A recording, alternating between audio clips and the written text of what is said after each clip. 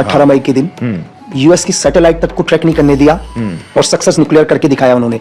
ठीक है, बहुत बड़ा अचीवमेंट, बहुत बड़ा। एक सैटेलाइट को ट्रैक नहीं, एक सैटेलाइट को आपने धोखा दिया भाई। ठीक है, और आपने इतनी बड़ी, लेकिन आरएनडब्ल्यू ने कभी नहीं बताया कि हमने ये चीज कर दी करके। ठीक है, आप 81 के अंदर चले जाओ। ठीक है, आरएनडब्ल्यू हमेशा डिनाई करती रहती है, डिनाई करते, हमने नहीं किया सर। आप 81 के अंदर चले जाओ। ठीक है, आप 81 में आप चले जाओ और आप मेघदूत ऑपरेशंस के बारे में देखो, ऑपरेशन मेघदूत के बारे में। आज भी ग्लेशियर सियाचिन हमारे कब्जे में है सर, और आपको पता है ये सिर्फ हमारी इंटेलिजेंस की वजह से। हमारी इंटेलिजेंस को पता चल गया था कि पाकिस्तान की आर्मी ग्लेशियर को कैप्चर करने वाली है। उस टाइम शायद वहां के जियाउल हक वहां के प्राइम मिनिस्टर थे, तो हमारी इंटेलिजेंस ने उनके कैप्चर करने से पहले सियाचिन को कैप्चर कर लिया सर। आज भी 40 साल से हमारे कब्जे में है। ठीक है, ये तारीख भी लोगों को पता होनी चाहिए। और दोबारा आप चले जाओ 1981 के अंदर, मैं 81 की बात बताऊं आपको, एक बहुत शॉकिंग न्यूज लगेगी लोगों को कि 11 मई 1981 को दिल्ली से एक मैसेज जाता है रशिया की केजीपी को। और क्या मैसेज जाता है आपको पता है? और ये मैसेज जाता है कि यार आप इस टाइम अगर हिंदुस्तान और पाकिस्तान का वॉर हो जाए तो ये रशिया के लिए बहुत बढ़िया है, मतलब यूएसएसआर के लिए बहुत बढ़िया है। आप कहोगे यार यूएसएसआर, मतलब कि दिल्ली से एक मैसेज जा रहा है, मतलब केजीपी का एक एजेंट मैसेज भेजता है कि सही टाइम है हिंदुस्तान और पाकिस्तान का वॉर कराना। शायद ये बहुत कम लोगों को पता होगा। और वो समय केजीपी का बहुत कब्जा था इंडिया में, केजीपी पूरी दुनिया के अंदर। अगर आप फिर क्या हुआ, दूसरी बात, जब वर्ल्ड ट्रेड सेंटर पर अटैक हुआ, फिर दोबारा आईएसआई के मजे आ गए। अब वो अमेरिका के, क्योंकि अब क्या है, अब इसको खत्म करना है, बिन लादेन को खत्म करना है, आईएसआई को खत्म करना है ना, अलकायदा को खत्म करना है। फिर दोबारा एड फंडिंग किसको मिलेगी? आईएसआई को मिलेगी। इस मैं आपको ये बता रहा हूं कि इस दुनिया में जब जब आतंकवाद बढ़ता है तो आईएसआई के वहां ईद होती है, आईएसआई का धंधा चलता है, आईएसआई का धंधा चलता है। ठीक है, उनको देखो, उनको आप पाकिस्तान बना क्या रहा है सर? क्या बना रहा है पाकिस्तान, ये बताओ। पाकिस्तान की आवाम जब तक खुश नहीं रह सकती जब तक आईएसआई और मिलिट्री प्रायोरिटाइजेशन। बिल्कुल सर, वो कभी आप में से एक चीज पूछो, क्यों चाहेंगे हिंदुस्तान और पाकिस्तान में शांति हो जाए? बात सही है। अब मेरे को ये बताओ ना, क्यों? अगर हिंदुस्तान और पाकिस्तान में शांति हो जाएगी तो आर्मी कंट्रोल तो चला जाएगा ना। क्यों? आज तक पाकिस्तान को जितना भी बजट मिलता है टोटल आर्मी का कंट्रोल रहता है उसमें, तो आम लोगों तक कैसे पहुंचेगा वो? आप पाकिस्तान के जर्नलों को देख लो सर, इनके पास दुनिया की महंगी से महंगी गाड़ियां, प्रॉपर्टीज, मतलब फॉरेन में स्विस बैंक, आप सोच ही नहीं सकते सर। राइट, आप 1999 का वॉर करवा दिया यार, ताकि वहां की गवर्नमेंट गिरे और परवेज मुशर्रफ सरकार में आए करके। ठीक है, मतलब एक देश के जर्नल ने खुद की सत्ता को लाने के लिए एक वॉर करा दिया, ताकि हिंदुस्तान और पाकिस्तान का वॉर होगा तो कंट्रोल किसके हाथ में आएगा? आर्मी के हाथ में आएगा, मिलिट्री के पास आएगा। ले ली ना सत्ता परवेज ने। राइट, और बचपन से ही हर एक बच्चे को भी पाकिस्तान में ऐसा इंडोक्ट्रिनेट किया जाता है कि वो इंडिया के प्रति बस जहर ही उगले। बिल्कुल, मतलब उनका एक ही सिर्फ गोल है कि इंडिया के साथ वॉर होते रहे और इंडिया को मिटाएं, ताकि फिर इनको एड्स मिलते रहे। बिल्कुल, और फिर वो मुजाहिदीन और ये सब क्रिएट कर रहे हैं, टेररिस्ट, और उससे फिर और एड्स मांग रहे हैं कि हम इन्हीं का सफाया करेंगे। मैं कह रहा हूं ना आपको कि जब जब आतंकवाद बढ़ेगा उनके हाथ ईद होगी। बस आतंकवाद, दुनिया में शांति नहीं होनी चाहिए कहीं भी। अगर दुनिया में शांति होने लग गई तो फिर अशांति करने के लिए आईएसआई है तो सही, झूठा प्रोपेगेंडा करने के लिए। ठीक है, टेररिज्म को बढ़ाने के लिए। मतलब ये लोग क्या करते हैं? पैसा भी यूएस से ले रहे हैं। मतलब तालिबान को खत्म करने के लिए या अलकायदा को खत्म करने के लिए पैसा किससे ले रहे हैं? यूएस से ले रहे हैं। और बिन लादेन को जगह भी पाकिस्तान में दे रहे हैं। आप सोचो, वो मार्केटिंग है ना, कि उसी को दिखा के फिर पैसे लेंगे, फिर उनको खत्म नहीं करेंगे। वैसे सर रॉ, मतलब क्या रॉ आईएसआई को पास्ट में काफी बार आउटस्मार्ट कर चुकी है आपके हिसाब से? स्कोर कार्ड क्या चल रहा है इनका, जो लड़ाई होती है? मतलब आज तक आप अगर आपने एक ऑपरेशन गंगा देख लो आप। ठीक, ऑपरेशन गंगा में आपको छोटी सी कहानी बताता हूं। ऑपरेशन गंगा के अंदर कि उस टाइम जेल के जम्मू कश्मीर लिबरेशन फ्रंट एक ग्रुप हुआ करता था। ठीक है, पाक का एक ग्रुप था, मकबूल भट्ट का। तो उनके साथ 40 या 30 मिलिटेंट को अरेस्ट कर लिया था बीएसएफ ने। उन्होंने प्लान बनाया कि यार क्यों ना हम इन्हें छुड़ाएं करके, लेकिन छुड़ाएंगे कैसे? तो उन्होंने क्या हुआ, उन्होंने डिसाइड किया, एक हासिम कुरैशी नाम के जेएनके के थे, पाकिस्तान में कराची में उनकी सिस्टर की शादी वगैरह थी, वहां से उसका ब्रेन वॉश स्टार्ट कर दिया। और ब्रेन वॉश स्टार्ट करने के बाद आईएसआई ने उनको बोला कि तुम एक काम करो कि कैसे भी करके हिंदुस्तान में राजीव गांधी का अपहरण करो करके। ऐसे पायलट हुआ करते थे राजीव गांधी, तो उनको तुम अपहरण करके लाओ तो हम डिमांड रखेंगे हिंदुस्तान से कि ये जो हमारे जो मिलिटेंट है उनको छोड़े करके। तो जैसी अब हमारी एजेंसी को सब पता है कि आईएसआई क्या कर रही है करके, उन्होंने हासिम कुरैशी और उसके भाई को, मुझे एक्चुअली नाम थोड़ा सा आउट है, दोनों को ट्रेनिंग दी प्लेन वगैरह चलाने की। हमारी एजेंसी को सब मालूम है सर। जैसे हासिम कुरैशी इधर आया, उसको बोला एक काम कर भाई, तुझे जो पाकिस्तान करने के लिए कह रही है तू वो कर बस। ठीक है, तू प्लेन लेके जा, ठीक है, लेकिन प्लेन में हमारे एजेंसी के लोग रहेंगे करके।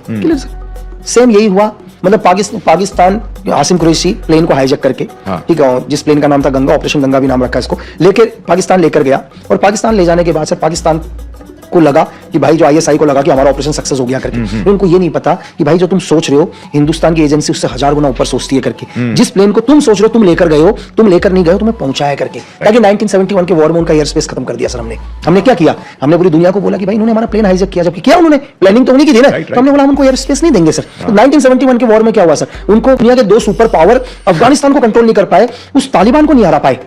तालिबान को नहीं हरा पाए। अगर आप तालिबान को देखो हाँ।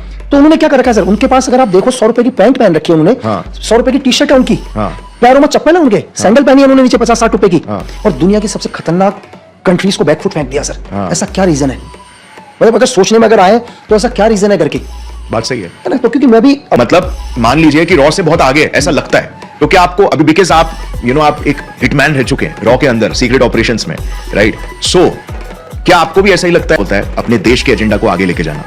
अब सीआईए पे बहुत सारे इल्जाम लगे हैं इंडिया में ऊपर नीचे करने के लिए, और इंडिया भी मिस्टर इंडिया बन के, मतलब इंडिया का रॉ भी मिस्टर इंडिया बन के पाकिस्तान में बहुत सारे ऑपरेशंस करता है। तो ग्लोबल डायनामिक्स के हिसाब से रॉ, सीआईए, आईएसआई और मोसाद, इनमें क्या चल रहा है? कौन किसके दोस्त है, कौन किसके दुश्मन? Knowledge is power, right. ये जो वर्ड है ना सर, ये दुनिया में सिर्फ सबसे ज्यादा ये वर्ड वैल्यू करता है सब लोगों के लिए, लेकिन सबसे ज्यादा इसकी वैल्यू है इंटेलिजेंस की दुनिया में, स्पाई की दुनिया में। और इस दुनिया के अंदर कोई किसी का दोस्त नहीं है, यहां कभी दोस्त नहीं होता। सिर्फ क्या होता है, अपने दुश्मन को कमजोर करने के लिए या खत्म करने के लिए दोस्ती करते हैं। जब उनका टारगेट पूरा हो गया या ऑपरेशन पूरा हो गया, उस दिन वो दोस्ती भी खत्म, और हो सकता है कि अगली बार वो आप ही को खत्म करने के लिए किसी और से दोस्ती कर लेगा। आप हर जगह सुनते हैं यार कि दुनिया में वॉर चल रहा है, चीजें चल रहा है। मतलब आपने 62 का वॉर सुना, 65 का, 71 का, 1999 का, आपने कारगिल भी सुना। कुछ आपने 4 वॉर सुने, लेकिन एजेंसीज की दुनिया में हर पल वॉर होता है। या कोई भी दोस्त दुश्मन नहीं है? और क्या आप बता सकते हो कि इन्होंने कैसे कैसे ऑपरेशंस हैंडल किए हैं, और कौन बेहतर है, कौन कमजोर है? तो सबसे पहले गौरव भाई थैंक्स। देखो एक वर्ड है, ऐसा कोई भी पल नहीं होता जब इनका वॉर ना हो रहा हो। मतलब ये हमेशा हर पल ये चाहते हैं कि अपने एनिमी को कैसे नुकसान पहुंचा सके। देखो फ्रंट की लड़ाई बहुत अलग है, आमने सामने की लड़ाई दुनिया उसको देख रही है, वो इजी है, सब उसको देख रहे हैं। दुनिया की सबसे खतरनाक लड़ाई है कि आप बिना कुछ करे अपने दुश्मन देश को खत्म कर दो, राइट। उससे ज्यादा मतलब कुछ भी नहीं है, उससे ज्यादा डेंजर। मतलब आपको आपका दुश्मन तो पता नहीं यार कौन है करके, आप हमेशा अपने एनिमी से क्या करोगे, सतर्क होकर रहोगे, क्योंकि आपको पता है मेरा एनिमी है करके। अब आपका दुश्मन आपको कभी नुकसान नहीं पहुंचा पाएगा, क्योंकि आपको पता है मेरा दुश्मन है। Right. आप उससे कैसे सतर्क होगे जिसको आप जानते ही नहीं हो, जिसके बारे में आपको पता ही नहीं है। Right. और आपको यही नहीं पता होगा वो आपके घर के अंदर है, आपका दोस्त है, आपका भाई है, ठीक है, यहाँ आपका शुभचिंतक मतलब है। शुभचिंतक है, मतलब आपको पता ही नहीं चलेगा। हाँ। मतलब हम लोगों में एक कहावत है कि दुश्मन को मारने के लिए आपको दुश्मन का पता होना बहुत जरूरी है। हाँ। आप तब तक दुश्मन को हाथ मत लगाओ जब तक आपको दुश्मन की ताकत और कमजोरी ना पता हो। राइट। लेकिन इस एजेंसी की दुनिया में आपको कुछ नहीं पता, कुछ भी नहीं। और अगर आप पूछे कि बेहतर कौन है करके, जैसे आप हमेशा सुनते हैं यार कि मोसाद ने ये कर दिया, आईएसआई ने ये कर दिया, सीआईए ने कर दिया, MI5 ने ये किया, या MI6 ने ये किया, FSB ने किया, ऐसा नहीं है मतलब कि हमने ये नहीं किया करके।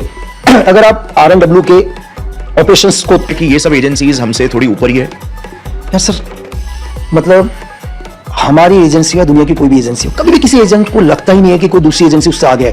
हाँ। अगर मैं आपसे क्वेश्चन पूछा, अगर आपको ये लग गया आपका दुश्मन आपसे ताकतवर है, आप कभी लड़ोगे ही नहीं यार अपने दुश्मन से। बात सही है। दुनिया में अगर आपको ये पता चलेगा कि जिस एनिमी से मैं फाइट करने जा रहा हूं वो मुझसे स्ट्रांग है, तो दुनिया में कौन आदमी है जो अपने स्ट्रांग एनिमी से लड़ने जाएगा? राइट। तो अभी आपने पूरी दुनिया के अंदर न्यूज चैनल में एक ही चीज सुनाई दे रहा है, pager pager pager attack, pager Yes, attack. yes. और मैंने बहुत लोगों के मतलब मेरे पास मेल भी आए, लोगों के मैसेज आए, और मैं हर टेलीविजन में देख रहा हूँ लोग कह रहे हैं यार मैं अपना मोबाइल फोन बंद कर दूंगा। मतलब बहुत सारे लोगों के अंदर कि आप मोबाइल फोन बंद कर देंगे, हम अपना लैपटॉप बंद कर देंगे, चीजें बंद कर देंगे। मैं उन लोगों को एक चीज बताऊं यार कि जो भी पेजर अटैक था वो इजराइल का क्या था, अगर मैं इसको आप आर्मी लैंग्वेज के अंदर, मैं आपको बताना जरूरी नहीं है ऑडियंस को कि क्या 4 चीजें हैं, तो उसमें से मैं एक चीज मेन बताऊं कि एक्सप्लोजिव तो है ही, लेकिन एक्सप्लोजिव को ब्लास्ट करने के लिए, तो भाषा में बताऊं तो एक IED, इम्प्रोवाइज एक्सप्लोजिव डिवाइस, ठीक है। दुनिया में क्या है, आप ये बॉम्ब, दुनिया में 2 तरह के बॉम्ब है। एक बॉम्ब क्या है जो मतलब ऑर्डिनेंस फैक्ट्री बनाती है, वो चाहे हम हो या दुनिया की कोई भी ऑर्डिनेंस फैक्ट्री है, एक बॉम्ब तैयार करती है, चाहे सबसे हैंड ग्रेनेड से लेकर आप आर्टिकल फायर तक में जो भी कॉम्बिनेशन यूज होता है, ये सबके सब एक तरह से बॉम्ब हो गए। इनको ऑर्डिनेंस फैक्ट्री बनाती है, लेकिन क्या है, एनिमी को कभी ऑर्डिनेंस फैक्ट्री के बनाए हुए बॉम्ब नहीं मिलते, क्योंकि हम अगर हमारा देश अगर बॉम्ब बना रहा होगा, हम थोड़ा किसी एंटी एलिमेंट्स को बॉम्ब देंगे, लेकिन एंटी एलिमेंट्स भी चाहता है यार उसको भी बॉम्ब मिले। तो दुनिया में पहली बार IED बनी, IED, इम्प्रोवाइज एक्सप्लोजिव डिवाइस, मतलब इंसान ने जिसको अपने दिमाग से बनाया, ठीक है। इस चीज को बनाने के लिए जो भी 4 चीजों की जरूरत थी, मुझसे भी पूछो कि दुनिया की बेस्ट एजेंसी USSR सोवियत थी, तो KGB से ऊपर जब 3 दिसंबर 1991 को KGB खत्म हुई है, उससे बड़ी एजेंसी नहीं दुनिया के अंदर। अब लेकिन ऐसा क्या कि KGB क्यों चाहता था कि हिंदुस्तान और पाकिस्तान का वॉर हो जाए करके, थोड़ा सा आपको मैं बताऊंगा। एक्चुअली क्या होता है, USSR ने पूरा अफगानिस्तान के ऊपर USSR का वॉर चल रहा था। 1979 में USSR ने अपनी फोर्स भेज के अफगानिस्तान पर वॉर शुरू हो गया। लेकिन उस टाइम क्या हुआ, सेम अब आता था CIA में। CIA क्या कर रहा था, कभी फ्रंट पर आके नहीं लड़ाई करता। अगर आप यूएस को भी देखो, कभी फ्रंट में नहीं आता। तो CIA नहीं चाहता था कि USSR के कंट्रोल में अफगानिस्तान आ जाए। तो USSR चाहता था कि कैसे भी करके यार इस सोवियत संघ की फोर्स को, रेड आर्मी को वापस भेजो। लेकिन भेजे कैसे? फिर दोबारा अपना पाकिस्तान ISI को फंडिंग करना शुरू किया, और ISI ने पहली बार इस दुनिया के अंदर मुजाहिदीन बनाना शुरू किया। ठीक है, मुजाहिदीन किस लिए बनाना? को बैकफुट फेंकने का, हिंदुस्तान और पाकिस्तान का वॉर कराया जाए। लेकिन वॉर कैसे कराया जाए? इस दुनिया में मैं आपको एक चीज और बताता हूं, एजेंसी का इंफॉर्मेशन लेने से ज्यादा खतरनाक पता है क्या है? गलत इंफॉर्मेशन ना ले लो। राइट। ये दुनिया की सबसे मुश्किल चीज है। यही USSR ने किया था। जैसे अब मैं इसलिए बता रहा हूं ताकि लोगों को पता चले कि हमारी एजेंसी क्या करती है। भाई KGB ने क्या किया, इस तरह के मैसेज बनाना शुरू कर दिए कि पाकिस्तान हमारे ऊपर वॉर करने वाला है, और पाकिस्तान को वो मैसेज देने शुरू कर दिए कि हम पाकिस्तान के ऊपर वॉर कर रहे हैं। उन्होंने ये तक डॉक्यूमेंट्स बना दिए कि USA, ठीक है, मतलब अरब सागर की ओर एडवांस हो रहा है, और 20 साल से इस प्रोजेक्ट पर काम कर रहा है, जबकि ऐसा कोई प्रोजेक्ट नहीं था।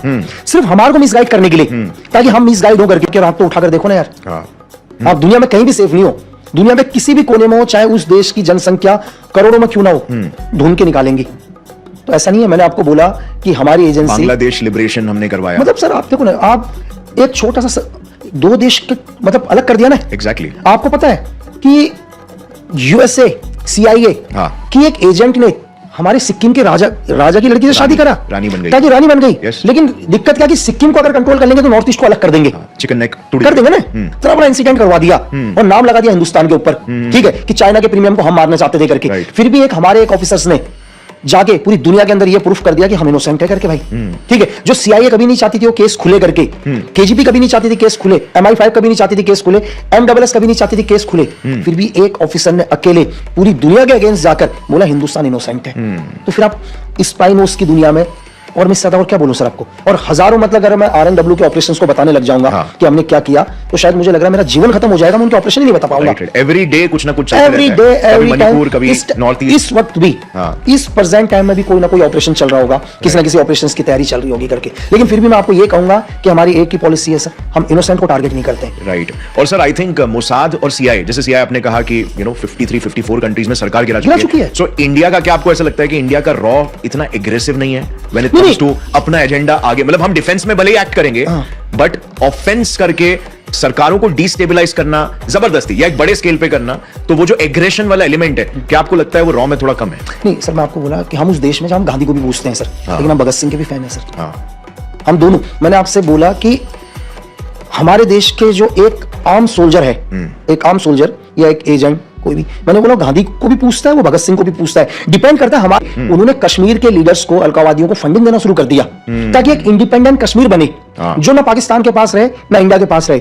इस चीज से 100% भारत और पाकिस्तान का वॉर होगा। एनिमी हमें किस तरह से मिलता है, सिचुएशन क्या है, हाँ, वो हमसे कैसे मिलेगा? वो हमसे गांधी बनकर मिलता है या उसको भगत सिंह की जरूरत है? हम दोनों पॉलिसी करते हैं सर। अगर हमारे देश की ओर कोई भी गलत देखेगा सर, ठीक है, वो दुनिया के किसी भी कोने में हो, एग्जांपल 1971 में देख चुका है पाकिस्तान, खो दिया ना उसने अपना एक। राइट। क्यों सर? तो अगर इन फ्यूचर में भी, अगर हिंदुस्तान के लिए आगे चलकर भी, चाहे वो दुनिया में कोई भी हो, दुनिया का कितना भी पावरफुल देश हो सर, ठीक है, अगर वो इंडिया के लिए गलत सोचेगा तो हिंदुस्तान उसका जवाब देगा।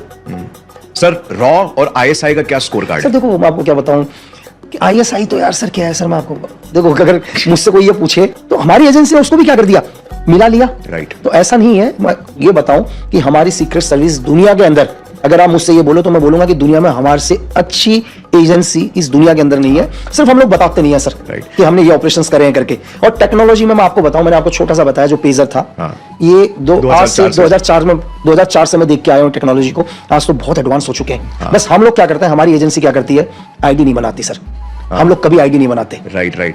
और सर दूसरी चीज ये भी है, जैसे आप अक्सर बोलते हो कि टारगेट ज्यादा इंपॉर्टेंट होता है, राइट? टारगेट आपका स्नैप नहीं, लाइक स्नाइपिंग की दुनिया में स्नाइपिंग नहीं, आपका टारगेट। तो वैसे यहाँ पे भी मोसाद ने टारगेट ढूंढ लिया, बिल्कुल। और फिर एक्सप्लोसिव चलाना तो इजी काम था ना। लेकिन उसका एक चीज और था ना सर, देखो मैं ये कह रहा हूं आप अपने एनिमी को मारो, CIA इतनी हाई, तो मैं लोगों को ये कहना चाहूंगा कि लोग, हमारी एजेंसी ने, ठीक है, 1974 को याद कर लो सर, वॉर।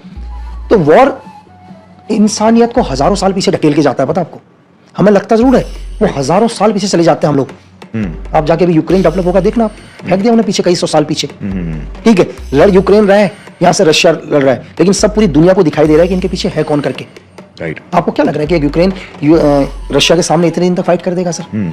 एक्चुअल में वॉर दुनिया करा का कौन रहा backup है है? वॉर कौन करा रहा है? बेशक उसे खत्म करवा दिया अपने फायदे के लिए, ठीक है। तो दुनिया की, देखो मैंने आपको अभी भी बोला स्टार्टिंग में कि वॉर आपको अभी दिखाई दे रहा है, लेकिन एजेंसीज कई सालों से वॉरों की तैयारी करता है सर, ऑर्केस्ट्रेट कर रहे हैं पूरा मतलब पूरा। आपको लग रहा है चाहे दुनिया के किसी भी देश में हो, हमें लगता है कि यार यहाँ की सरकार ये बनी है करके, दुनिया की एजेंसी के ऊपर निर्भर करती है किसकी सरकार को चाहते हैं। राइट। और कभी कभार वॉर कराए भी जाते हैं क्योंकि उसमें किसी तीसरे पार्टी का फायदा होता है। रशिया यूक्रेन वॉर में भी यही हुआ, बिल्कुल हर जगह यही।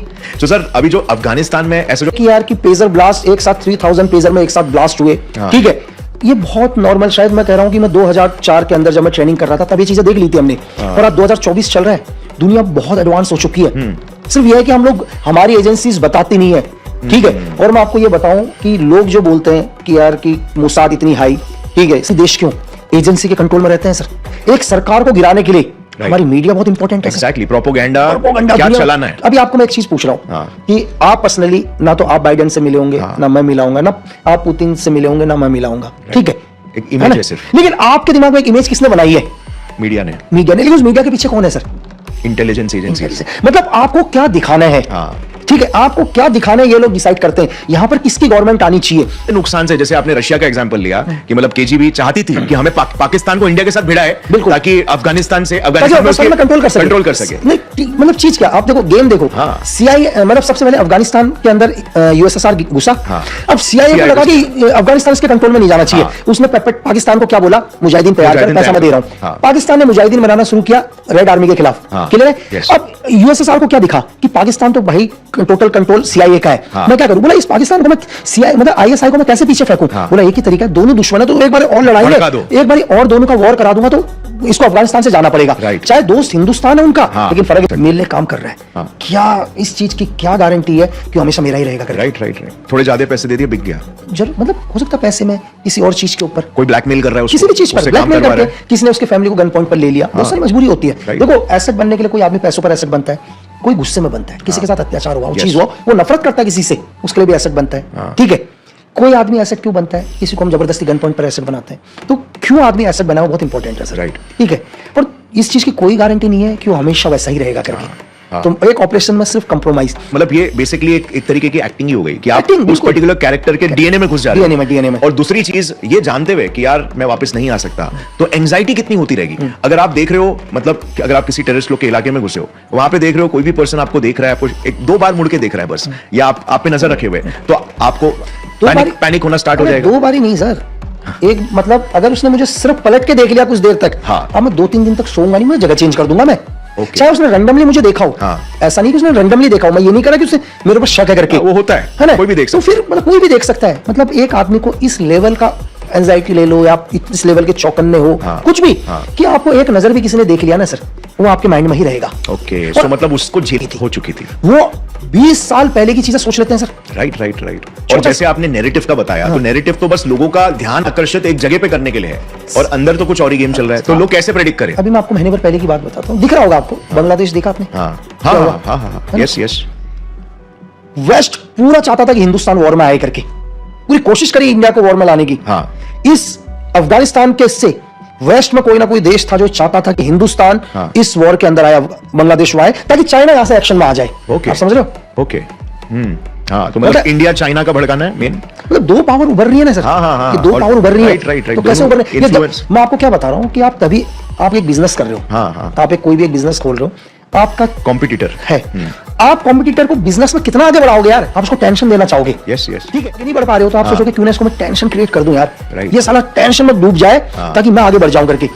तो यही गेम बड़े लेवल पर, यस। सो अमेरिका में यही चलता है, एक तरफ उनकी कैपिटलिस्टिक इकोनॉमी ग्रो रही है, वो लोग अपने डेवलपमेंट पे फोकस कर रहे हैं, और एक तरफ उन्होंने इंटेलिजेंस की भाई मेरे जो कॉम्पिटिटर्स उनका पत्ता साफ करो, पत्ता साफ हो जाए बस, वो चाहते तो मैं भी ऊपर आऊं और फिर मेरे जो ओपोनेंट्स हैं, कॉम्पिटिटर्स है, वो भी नीचे आए बस, और वो पावर गेन करके रखे। दुनिया में पावर सर, देखो दुनिया के अंदर मैं आपको चीज बताऊं कि सबसे जरूरत एक इंसान है नॉर्मली, एक इंसान चाहता है कि यार उसको जीवन में, फॉर एग्जांपल मैं आपको उदाहरण बताता हूं, उनको लगता है कि यार आने वाले जो मतलब हिंदुस्तान के जो इस टाइम के प्राइम मिनिस्टर हैं, इनको लग रहा है कि यार प्राइम मिनिस्टर कंटिन्यू देश को कंटिन्यू पावरफुल बना रहे हैं, देश को मतलब इतने विजिट कर रहे हैं कि इससे पहले शायद इंडियन हिस्ट्री में इतने विजिट कभी किसी प्राइम मिनिस्टर ने नहीं करे। लेकिन ये प्राइम मिनिस्टर अब तो दुनिया के लिए थ्रेट ही है ना सर, क्योंकि हिंदुस्तान पावरफुल में बन रहा है। अब इनको कैसे गवर्नमेंट से गिराया जाए, मीडिया से लेकर सब चीजों से लेकर, हर चीज इस गवर्नमेंट को गिराने के लिए करेंगे। और ये आपको ये चीज कौन, ये चीज CIA भी करेगी, ये MI5 भी करेगी। यार हमें लगता है कि यार कि नहीं यार वो तो हमारे दोस्त हैं। मैंने बोला दोस्त कोई नहीं होता, कंटिन्यू मुजाहिदीन तैयार कर रहा है। USSR को बड़ी दिक्कत थी इससे, लेकिन USSR अफगानिस्तान में तब तक कंट्रोल नहीं ले पाएगा जब तक ISI कंटिन्यू मदद कर रही है। अब ISI को कैसे बैकफुट फेंका जाए? अब एक ही तरीका, ISI उस हर चीज पर बम लग सकता है सर। अब इन दो चीजों को अपने जीवन से कैसे हटा दोगे? जैसे लोगों ने बोल दिया था मैं मोबाइल बंद कर दूंगा, चलो मैं बोलता हूं कि आपके घर तक या आपके दहलीज तक आईडी नहीं पहुंचेगी, बस शर्त है कि आप दो चीजें बंद कर दो, इलेक्ट्रिक और फ्लेम। यार आप भी बंद करिए, आप सूरज को निकलने से तो रोक नहीं सकते ना। तो सूरज भी निकल रहा है तो पावर सोर्स से फ्लेम निकल रही है ना उससे, तो जो पावर सोर्स है सूरज से भी एक्टिवेट हो जाएगी। तो इजराइल ने जो बनाया जिसको दुनिया मतलब कह रही है सुनो या देखो, लेकिन हम में सिर्फ एक ही चीज है सर, हम कभी बताते नहीं है। मतलब हमने डिक्लासिफाई हम कभी नहीं करते। हम 1968 से हमने कभी नहीं बताया कि हमने ये किया वो किया। और आई थिंक अभी भी आप अगर आप टीवी खोलकर देखो तो अभी भी आपको मुसाद का कोई ऑपरेशन बताया जा रहा होगा। बिल्कुल बिल्कुल, अभी भी ये चल रहा होगा कि यार ये चल रहा है, मुसाद ने ये ऑपरेशन कर दिया, मुसाद ने ये ऑपरेशन कर दिया, CIA ने ये कर दिया, MI6 ने ये कर दिया, FSB ने ये कर दिया, ठीक है। और आपने दो एजेंसी का कोई भी सुन रहा हो, इस पॉडकास्ट को सुन रहा हो, मुझे दो, अगर एक एक्सप्लोजिव को अगर धमाका करना है उसमें डेटोनेटर लगा है और उस डेटोनेटर तक कुछ चीज पहुंचानी तो पावर है। दुनिया में दो ही पावर, मतलब ऑडियंस को मैं ये भी बता दूं कि दो ही चीज है पावर सोर्स, जो ये दो चीजें यूज करता है ना, इलेक्ट्रिक और फ्लेम। जिनसे कि आप कभी ऑपरेशन बता ही नहीं सकते। आप मुझे MSS के ऑपरेशन बता दो चाइना की एजेंसी के, कि चाइना की एजेंसी ने ऑपरेशन किया है। आप हमारे RNW के ऑपरेशन भी नहीं बता पाओगे, ठीक है। आप MI6 के भी नहीं बता पाओगे। ऐसा नहीं है कि ये देश या हम लोग काम नहीं कर रहे हैं करके। ऑडियंस के लिए एक बार क्लियर कर दे MI6 क्या है। यार आपने जैसे हमारी जो RNW है वैसे ब्रिटेन की जो एजेंसी है MI6 एजेंसी है, सीक्रेट एजेंसी, वैसे चाइना की सीक्रेट एजेंसी MSS है। उस हर चीज पर बम लग सकता है सर। मेरे बहुत सोर्सेज है जेल के अंदर। अगर एक नॉर्मल किलिंग भी होती है कहीं पर, अगर वो किलिंग नहीं खुल रही है ना, वो जेल से 2 मिनट में खुल जाएगी। जेल वालों को पहले पता होता है किसने मारा है करके। कि अकेले CIA ने 51 कंट्रीज की गवर्नमेंट को गिरा दिया भाई। जो भी लोग ये चाहते होंगे कि मैं सीक्रेट सर्विस ज्वाइन करूं, तो 99% नहीं करेंगे भाई। एजेंसी उनको लेती नहीं है जो कहते मैं करूं करके। स्वागत है फ्रेंड्स, आज के हमारे पॉडकास्ट के गेस्ट है रॉ के एक ऐसे हिटमैन, जासूस और शार्प शूटर जिनका नाम वर्ल्ड के टॉप 200 स्नाइपर्स में आता है।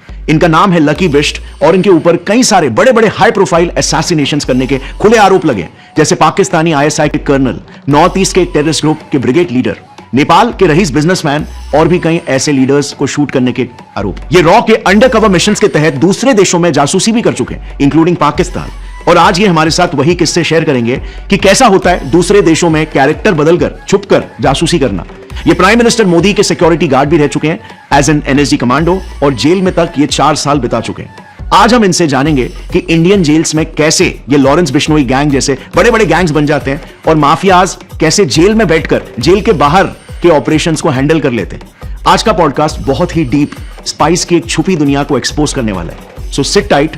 तो सेम सिद्धांत पर, सेम ही मतलब लक्ष्य पर, अपने देश हित में, अपने देश हित में, मतलब कि दुनिया की कोई भी एजेंसी हो यार, उसको फर्क नहीं पड़ता कि दुश्मन देश में हजारों लोग मरे, तबाह हो जाए, राइट। बस अपने देश को कैसे आगे लेके चलना है। सो सर, अभी जैसे इजराइल का आपने अभी रिसेंटली देखा, पेजर अटैक उन्होंने एग्जीक्यूट करवाया, एक के बाद एक अपने दुश्मनों को खत्म कर रहे हैं, लाइव स्ट्रीमिंग भी कर रहे हैं, ठीक है। और एक पूरे दुनिया में देखा जाए तो दुश्मनों के लिए मोसाद का नाम आता है तो डर जाते हैं, कांपने लग जाते हैं, और जो स्ट्रॉन्ग एजेंसीज है वो उनके साथ पार्टनरशिप करते हैं।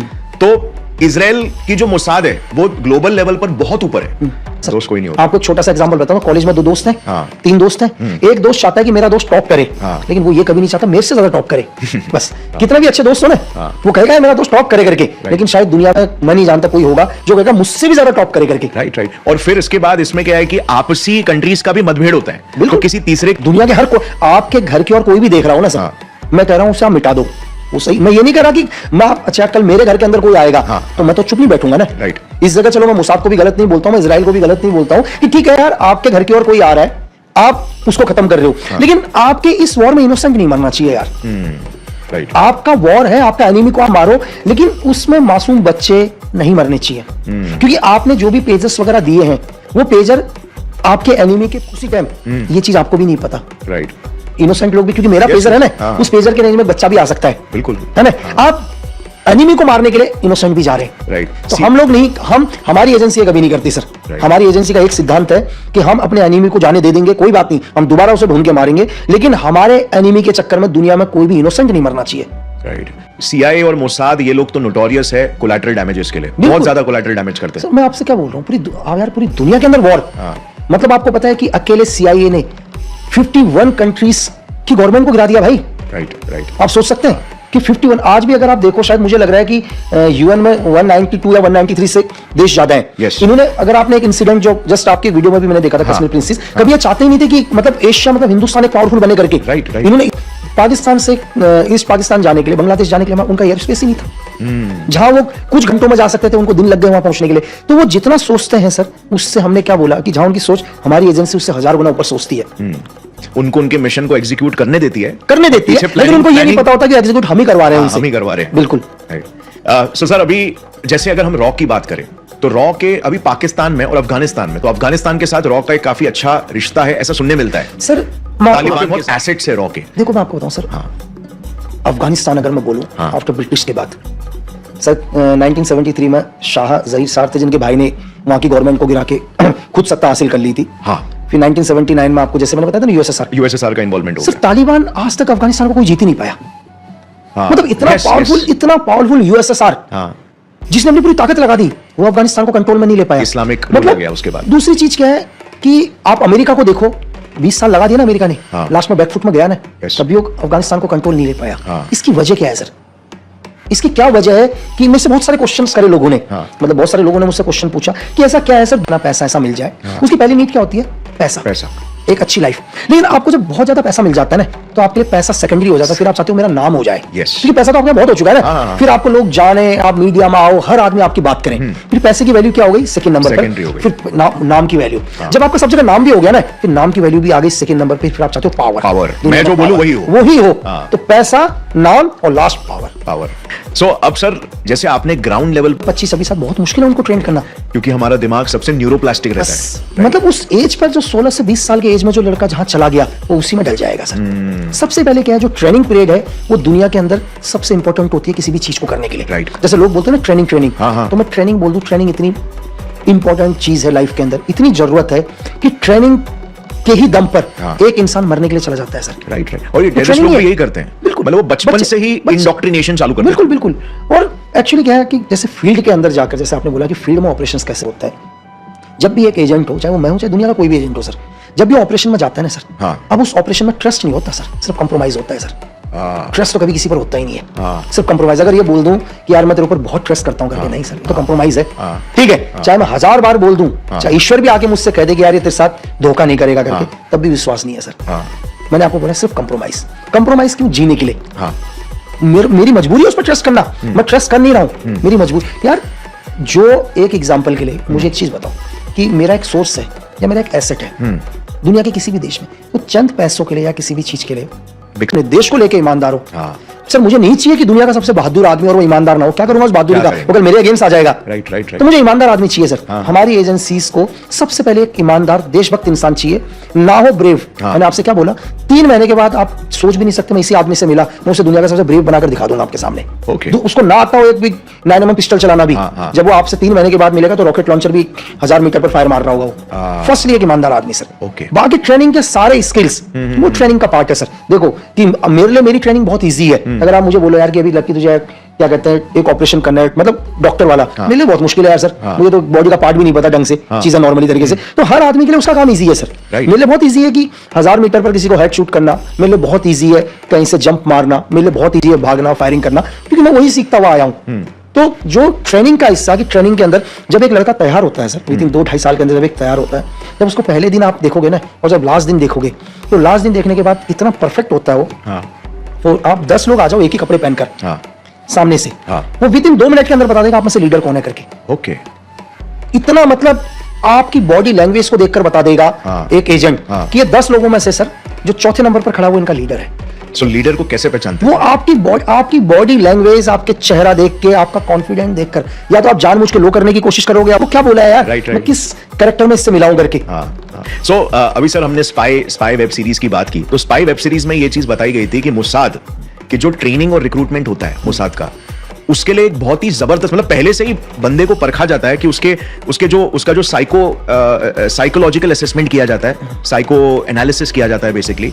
और मतलब कहीं पे भी आपको रैंडमली छोड़ दिया, और फिर पता लगाओ कि किसने आपको बुलाया, वो कहां पे है, तो उसको खुद ही रास्ता ढूंढना है कि कहां पे मेरे को किसने बुलाया। तो ऐसे टेस्ट किए जाते हैं, राइट। और प्लस उसका जो एक फिजिकल एक्यूमेन है, ट्रेनिंग, फिटनेस, वो सब भी देखा जाता है। तो अपने रॉ में, क्योंकि फुल सीक्रेट है, कभी अपने ऑपरेशंस डिक्लासिफाई नहीं करते, तो अफगान में रहा। हाँ। तो जो मैं समझ पाया, मेरा पॉइंट ऑफ व्यू जो भी मैं समझ पाया उनको, हाँ। क्या है, अभी आपने देखा जब यूएस गई थी, हाँ। और जो उनके तालिबानियों को आपने देखा जिंदगी में पहली बार वो लोग, कई लोग आइसक्रीम खा रहे थे फर्स्ट टाइम, कि आइसक्रीम कैसे होती है। हाँ। मैं जिस सोफे में बैठा हूं वो सोफे में पहली बार बैठे थे। हाँ। तो मैं आपको वैसे समझाऊंगा बहुत इजी तरीके से। हाँ। क्या होता है कि क्यों नहीं हरा पाए दो सुपर देश इनको। हाँ।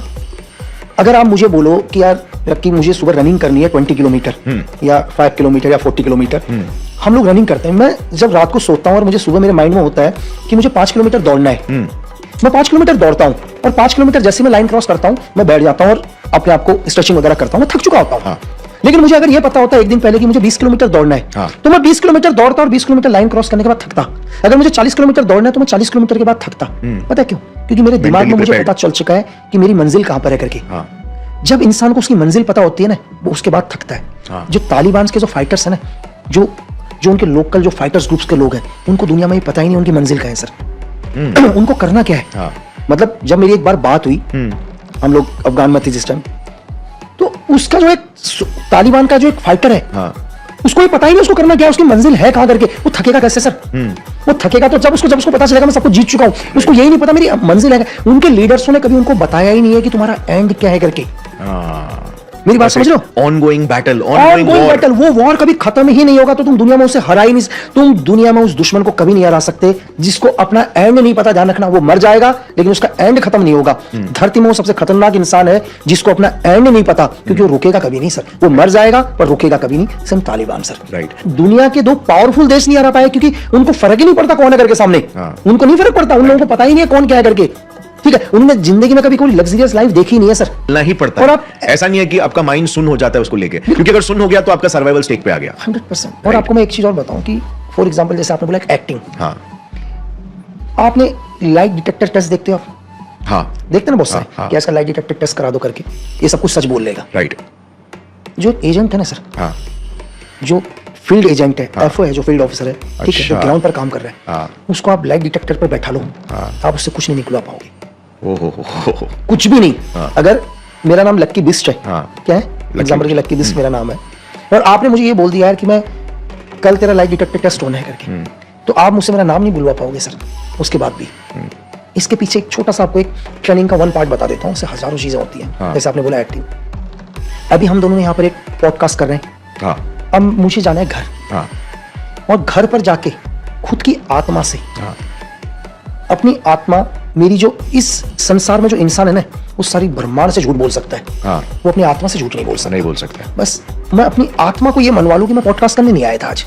हाँ। उस आधे पौन घंटे के अंदर मैं प्रैक्टिस कर लूं, यार मैं तो जानता ही नहीं हूं गौरव को, हाँ। जबकि मैं यहाँ आया हूँ, सारे सीसीटीवी सब कुछ दिख रहे हैं, हाँ। सबको ये सारे एविडेंस है कि मैं यहाँ आया हूँ, हाँ। लेकिन मैंने अपनी आत्मा को ये मनवा लिया कि मैं इधर नहीं आया। अच्छा। या तो फिर आप मुझे पागल कर लो या कुछ भी कर लो, हाँ, हाँ, हाँ। सारी दुनिया बोलेगी तो पागल है यार। उनसे मतलब बहुत अच्छा इंटेल प्रोवाइड करते आ रहे हैं बिल्कुल। अगर पाकिस्तान को काउंटर करने के लिए, तो क्या आप कोऑपरेट कर सकते हैं? अगर आप IC 814 हाईजैकिंग जो हुई थी, हाँ। अगर आपने देखा हाँ, हो, हाँ, है ना, हाँ। तो उस हाईजैकिंग में भी अगर क्या कहते हैं, गंधार में जब प्लेन हाईजैक हुआ हाँ, था, तो नेगोशिएट करने के लिए हमारे NSA चीफ भी वहां गए थे सर। Yes, ठीक है, yes. तो रिलेशंस है अच्छे, हाँ। ऐसा नहीं है। और आपको एक चीज और बताऊं, शायद आई थिंक अगर मैं सही बोल रहा हूँ, हाँ। जब तालिबान ने गवर्नमेंट को बनाया तो हिंदुस्तान भी उसमें था हाँ। कि मान्यता देने के लिए। Right. तो हमारे रिलेशन अच्छे हैं, हिंदुस्तान के रिलेशन सबसे अच्छे हैं सर। हाँ, हाँ। ऐसा नहीं है कि हिंदुस्तान के रिलेशन खराब करते हैं, लेकिन कुछ बाहर के वेस्ट के कुछ लोग हैं जो कि दुनिया की मतलब एक ऐसी फोर्स जो साली सुई से लेकर सब कुछ बनाती है सर, वो पाकिस्तान आर्मी। ये जब तक आप देखो, पाकिस्तान में भुखमरी आ रखी है, 200 रुपए केजी आटा हो रखा है पाकिस्तान के अंदर, 200 रुपीज केजी आटा। आज भी मतलब पाकिस्तान से बहुत सारे मैसेज आते हैं मेरे पास, बहुत लोगों के मैसेज आते हैं मेरे पास, मतलब 200 रुपए केजी आटा खा रहे हैं सिर्फ इस ISI के बदले। आपको पता है ये ISI इस दुनिया में जब भी वॉर होता है ना, इनके घर में दीपावली होती है सर, ईद बनाते हैं। उसका रीजन ये है कि जब भी USSR अफगानिस्तान में घुसी तो मजे हुए ISI के।